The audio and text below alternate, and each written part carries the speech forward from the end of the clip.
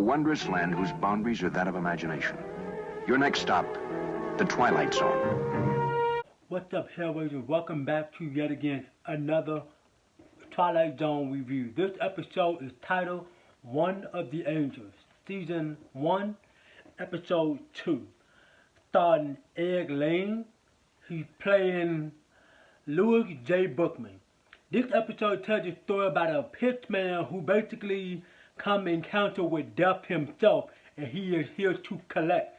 And this man decided that he wants to do the biggest pitch he's never done in his entire life. And he just might outfool death.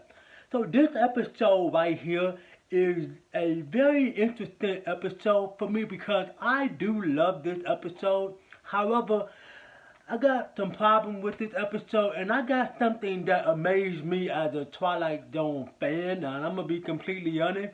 This episode is clever as hell when it comes down to the dialogue itself. There is literally a scene in this fucking episode where the guy said FYI. That means for your information. I swear to God, when I heard him say that, it's like goosebumps came over my body because how relatable that is. Now, me personally myself, I'm thinking that came out in like the 80s and 90s or something, and so to still play out in the time that the Twilight Zone actually came out, it's actually quite interesting to me. I don't know why that's very creepy for me for some reason, but when I first heard him say that, I'm like, holy shit, I did not know they used to say those type of things back in this time. Now, there is one small little thing that kind of bugged me about this episode, is that they kept, in the dialogue itself, they kept saying Mr. Bookman, because that's the guy's name. His name is Lou Bookman. And so it just kind of rubbed me the wrong way. It kind of gets on my nose. It's really fucking annoying. Mr. Bookman, Mr. Bookman, Mr. Bookman. You're like, oh, okay, we get it. His name is Louis J. Bookman. We get it. But I don't know. Like I said before, I said again, it just kind of bugged the fuck out of me just to hear them keep saying Bookman over and over. Go watch the episode yourself, and you'll see exactly what I'm talking about. They just kept saying Mr. Bookman, and it just kind of bugged the shit out of me. Okay, so now here's the part where we talked about spoiler, okay?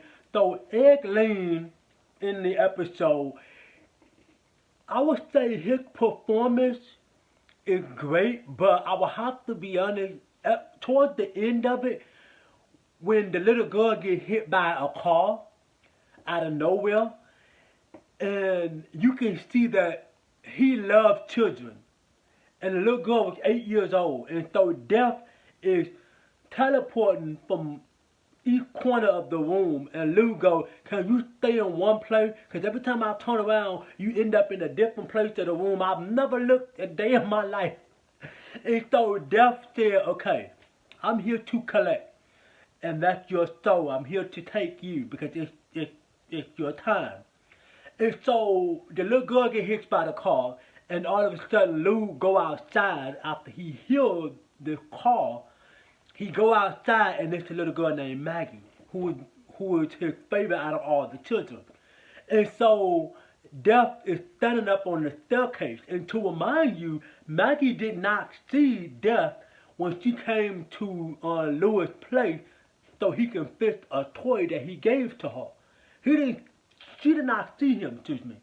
So when she get hit by the car, she said, Lou, who is that man? So she see Lou standing up, not Lou, she see Death standing upstairs. And Louis say, wait, you can see him now? And she said, yes. And so it clicked to him. He said, you son of a bitch, you finna take her. And so Death leaves for the night. And then he comes back later on. And so now Lou decided he wanted to give the biggest pitch because Death only have 15 to 20 minutes to do whatever he wants until he has to go upstairs to take Maggie, which is the little girl that got hit by the car. So Lou decided that he wanted to do a pitch, and this is going to be the biggest pitch he's ever done. He got Death sitting outside, sweating his ass off, and Death just listening to everything that he said. All of a sudden, 15, 20 minutes passed, almost a whole hour passed, and now the little girl is perfectly fine. And that's when Death realized, this motherfucker, damn it, he got me. He outsmarted me. I love this episode for that because it shows you how far the Twilight Zone will be willing to go and how far it's not willing to go. The fact that the Twilight Zone decided to go this far, I honestly got to say that you don't get a lot of, you don't get a lot of stuff like this in the Twilight Zone. This episode is really fucking dark. I have to give this episode a 10 out of 10. This is a best episode.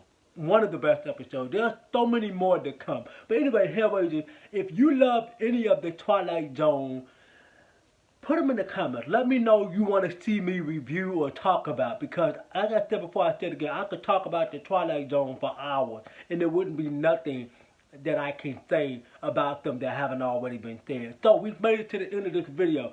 Make sure you consider dropping a like on the video, subscribe to the channel, and turn on that fucking bell notification so that when I drop another lit video for the channel, you'll be the first ones to get it. And I hope to catch you here in my next video. But before I let you go, remember, stay creepy, stay spooky, and I'll catch you in the next one.